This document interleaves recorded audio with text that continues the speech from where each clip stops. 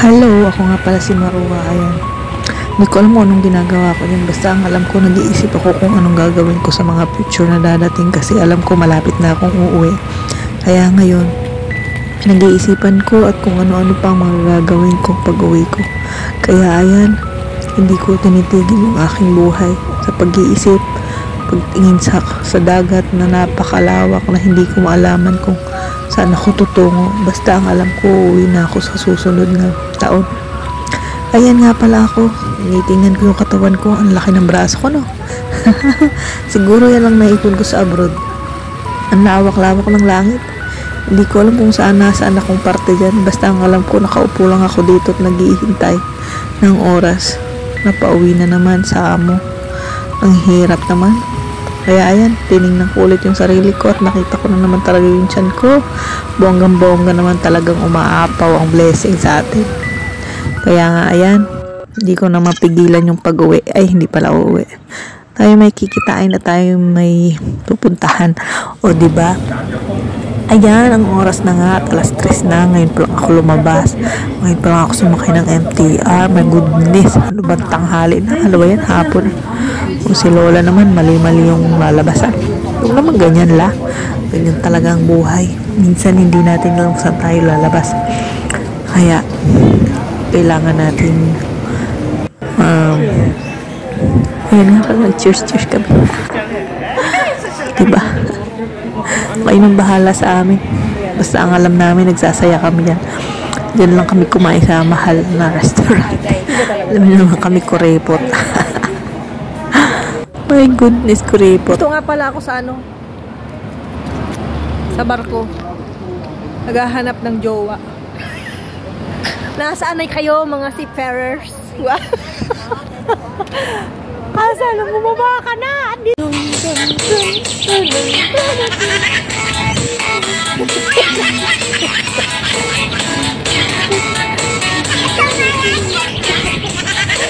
Hindi nga ako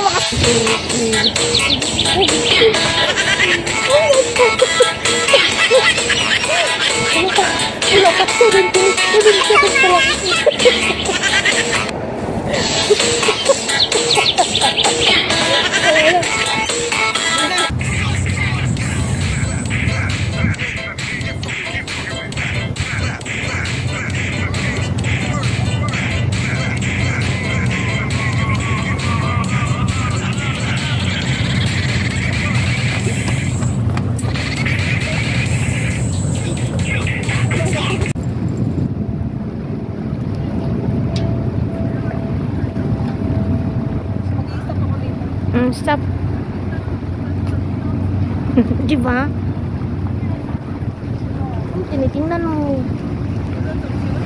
Tinitingnan niya.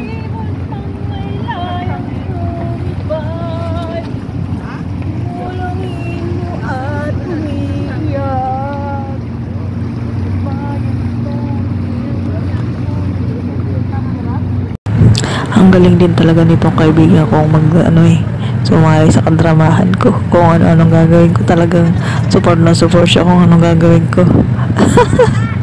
At yan, binigyan niya pa nga yung cellphone para tawagan yung charger namin. Ewan ko dyan. Ayan, nagsayaw na kami sa stage kahit na dami-daming nadaan tao. My goodness. At dyan, nag-uumpisa na naman nga akong gumawa ng kung ano-anong kababalagan dyan at sumasali na naman siya. Tingnan nyo yung mga susunod na kabanata. Oh my goodness. Oh. Amo, sasali niya yan dyan. Tignan mo, bongga-bongga pa yung kanyang acting kahit sa akin. Paghanap ka ng gantong kaibigan, tingnan mo. Talagang sasaya yung araw mo, kada day-off mo. Ayan, kada day-off lang kami nagkikita. At ayan nga, hinayaan ko siyang lumayo sa akin dahil lang mamuni-muni. Siguro siya nag-iisip siya kung anong nasa isip niya. Kaya ayan, binidyo ko na lang siya. Kaya hindi niya alam na binibidyo ko siya. O diba? Tingin siya ng tingin. Kung saan-saan. O hinihintay niya lang ako lumapit sa kanya. Ewan ko sa kanya kung anong ginagawa niya siya. Basta ang alam namin, uuwi na kami. O diba? Kinakayawan niya.